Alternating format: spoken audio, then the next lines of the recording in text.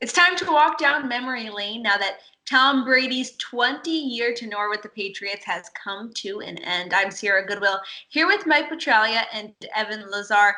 Mike, you've been covering this team for a really long time. You're not a native to New England, so you have a little bit different perspective than Evan and I do, but you've been around the team the longest. What's one of your favorite Tom Brady moments? Well, I'd have to say, Sierra and Evan, Super Bowl 51, and being down 28-3. I mean, it seems like an obvious game, but the way Tom Brady executed under pressure, down 28-3, late third quarter. Think about for a moment the exceptional execution that was required of him at that level in that game to bring the team all the way back. That is memory number one, always will be for me. And probably memory number two would be Tom Brady in the Super Bowl. And it wasn't the David Patton touchdown.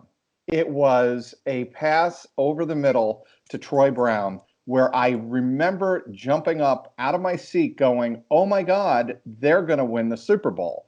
And it was the coming of age for Tom Brady in the game's biggest stage, Super Bowl 36. And the way he executed and always seemed to find the open guy early in his career that stood out to me. Yeah, I love that game-winning drive, as every Patriots fan does. And I'll never forget. I mean, I was at the game, so I didn't hear this live, but hearing it back, John Madden saying, "I'd play for overtime here."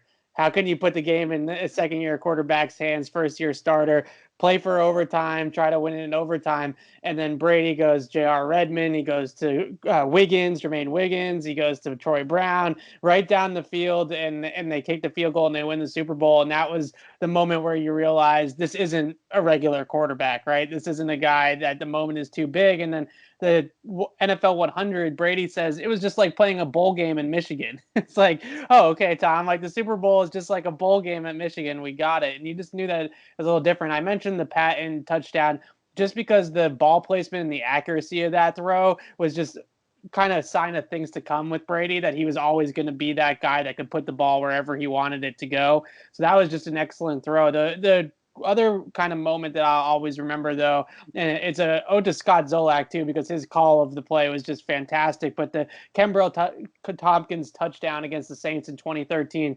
Remember that season, it's looking bad, right? It's looking like the Patriots might not make the playoffs at that point. The offense was struggling just as much as it struggled at last year at times. That was looking like a lost season, and Brady, just with Austin Collie and Kenbrell Tompkins and a bunch of guys that you've never heard of, goes right down the field against the Saints defense, who were, I think, 5-0 at the time, New Orleans was, and just puts it on them and gets the game-winning touchdown to Tompkins with another perfect throw in the back of the end zone. So it's all just kind of the moments. There's so many of them, but all of them seem to kind of boil down to him playing the best in the brightest and the biggest stages at the best and most important time of the game. And that's always what's going to be the defining moment for him. Yeah, another moment, Sierra, that sticks out to me is the pass to Rob Gronkowski in Super Bowl 53, right prior to Sony Michel's game-winning touchdown. Right. The reason that sticks out to me is Brady still has a great arm of strength, but the touch on that pass to his favorite target, all due respect to Julian Edelman, the touch on that pass was so exceptional in the pressure of the moment. That is another moment that definitely sticks out to me. And I think not just a particular moment, but an entire season was the way Tom Brady avenged Deflategate. You know, that 4-game suspension kind of got the whole team riled up, got the city of Boston in that underdog mentality that they hadn't been in for a long time, since Tom Brady had won a ring or two by then. But then coming back in, I think, one of his statistically best years yet, when he was already a 40-year-old quarterback who should be way on his decline, and throws 28 touchdowns, only 2 interceptions, really capped by a epic Super Bowl victory. So the way that he was just a champion, even though he already had proved himself time and time again, he always played with a chip on his shoulder, always played with the memory of being drafted in the 6th round in the back of his mind. The ultimate competitor is definitely something that none of us will forget.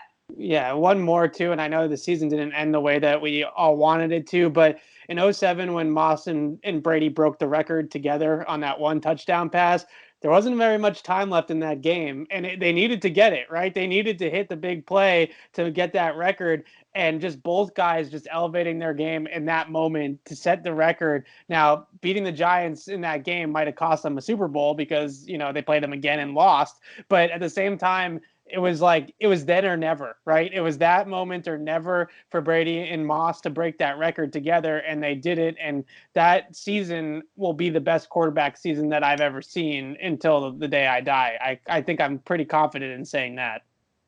Absolutely. Well, we'll continue to walk down memory lane with Tom Brady and his important legacy that he left on the Patriots organization on our website at clnsmedia.com and on our YouTube channel at Patriots Press Pass.